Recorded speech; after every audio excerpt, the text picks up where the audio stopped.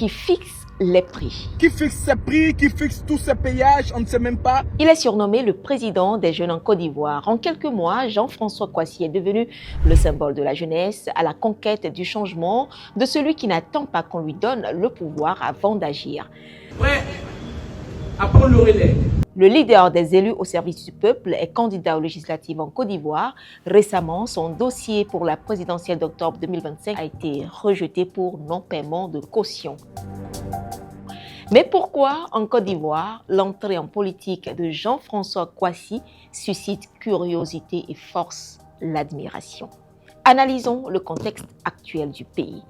L'arène politique est dominée par les figures historiques, Alassane Ouattara, le président actuel, Laurent Gbagbo et son ex-épouse Simone, sans parler de Charles Blé Goudé, dans une moindre mesure Jean-Louis Billon. La liste n'est pas exhaustive. Toutes ces personnalités politiques, souvent appelées les aînés par certains, pour des experts, semblent avoir épuisé leurs cartes.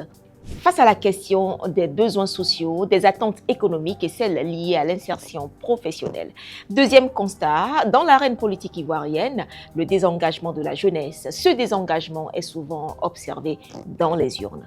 Pour preuve, le taux d'abstention de la présidentielle d'octobre frôle les 50% si on considère que la participation était de 50,10% selon les chiffres confirmés par le Conseil constitutionnel ivoirien. Parce que nous avons les ressources, l'argent est décaissé. Mais pourquoi vos bourses ne tombent pas à temps? L'Ivoirien de 32 ans, natif d'Abobo, représente la circonscription de Cocody aux législatives. Il explique qu'il s'agit d'un choix de raison et non de rupture pour n'avoir pas représenté sa commune natale. Jean-François Kouassi précise que son combat est celui d'une jeunesse ivoirienne qui rêve d'une politique nouvelle, faite de proximité, de vérité et d'efficacité. En Côte d'Ivoire, les élections législatives sont prévues le 27 décembre 2025.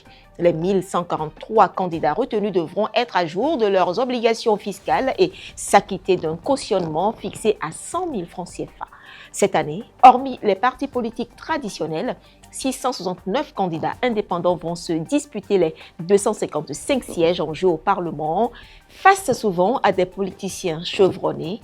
L'auteur du slogan qui fixe les prix, Kouassi Konan, Jean-François Ehoussou et son équipe, réussiront-ils à créer la surprise au soir des législatives du 27 décembre en obtenant au moins un siège? À cette allure, l'on pourrait être tenté d'y croire.